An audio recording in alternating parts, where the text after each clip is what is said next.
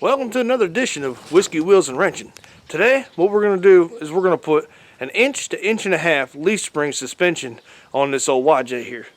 So, let's get to it.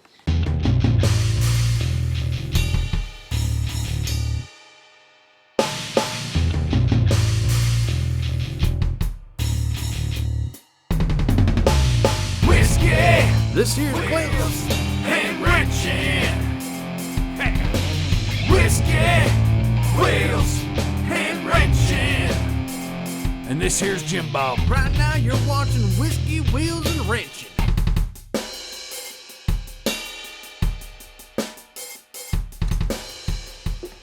Now, one of the first things to do is get all your parts out and get them laid out where they need to be. See, over here we got the suspension there, the leaf springers.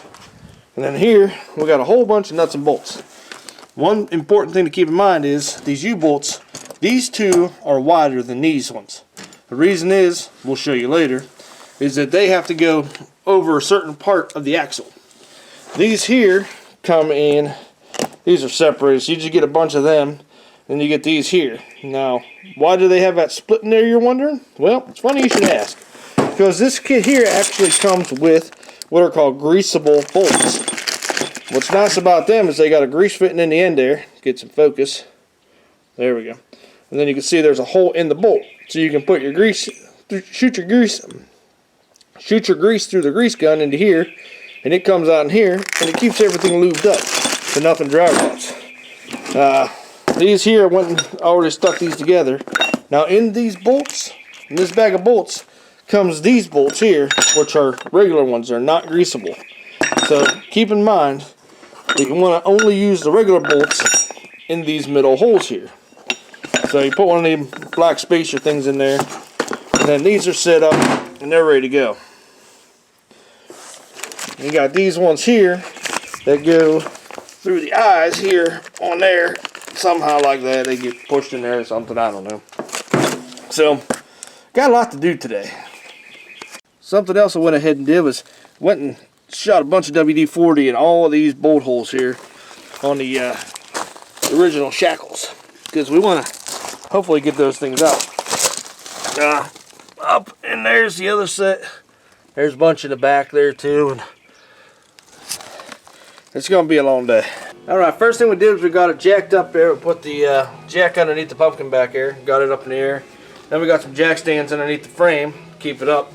Now, first thing we're going to do is get these old leaf springs off of here. We're going to start by taking off the bolts at the frame. And then once we get the front done, maybe we'll cut them U-bolts off. Because I really don't think that those bolts are going to loosen up. But, hey, we'll see what happens.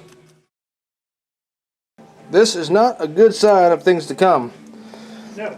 That there is the breaker bar. They got broke.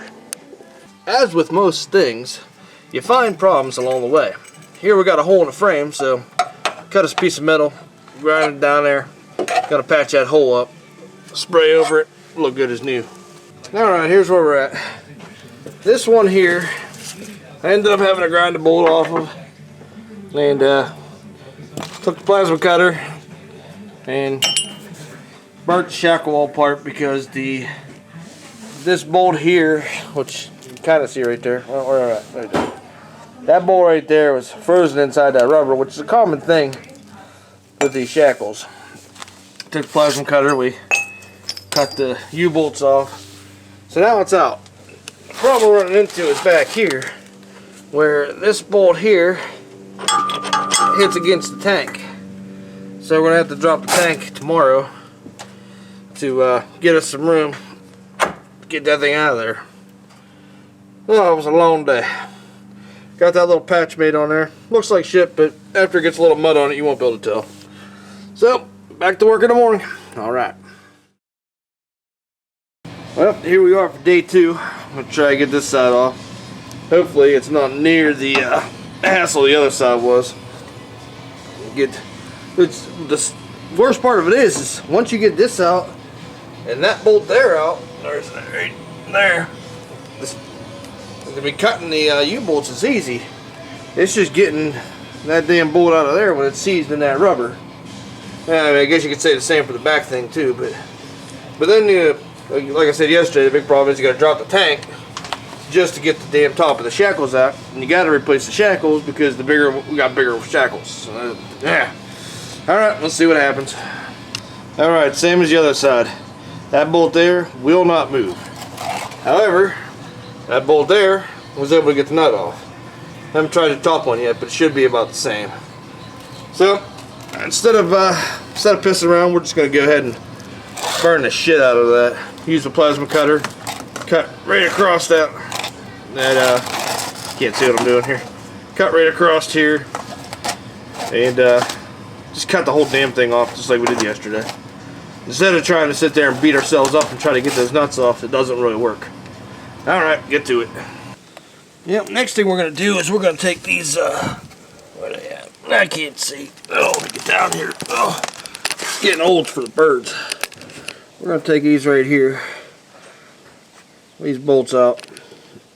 We gotta drop that tank down a little bit so we can get up in here to get those shackle bolts out. Which, I don't even know if you can see. I can't see nothing. Well, let's get back to it. Now I learned something pretty interesting here. We just go ahead and pull out this rubber piece, pull that out. You actually have room to wiggle that bolt down between that bolt, the frame there and the gas tank comes right out. So next thing we did is we took some new rubber bushings, not this one, but a new one. Put a little anti-seize on there, put some on the inside, pushed it in there, slid it together.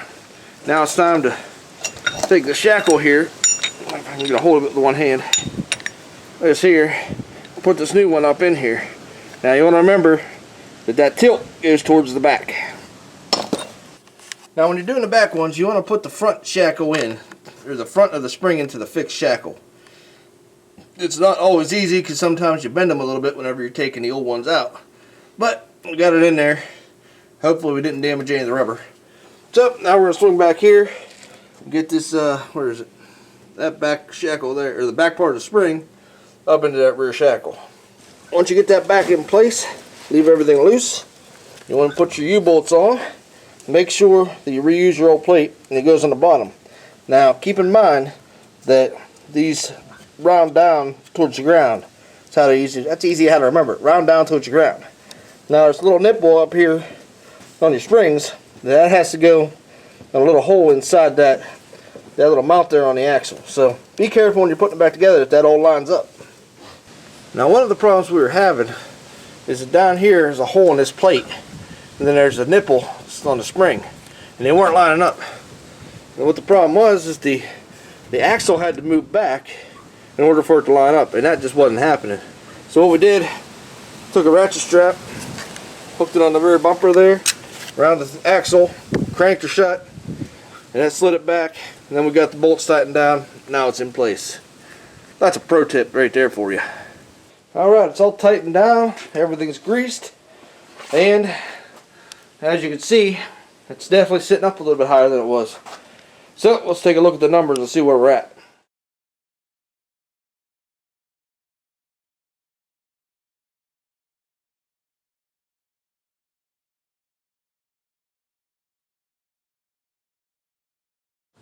Well, the back's all done. Looks pretty good on there.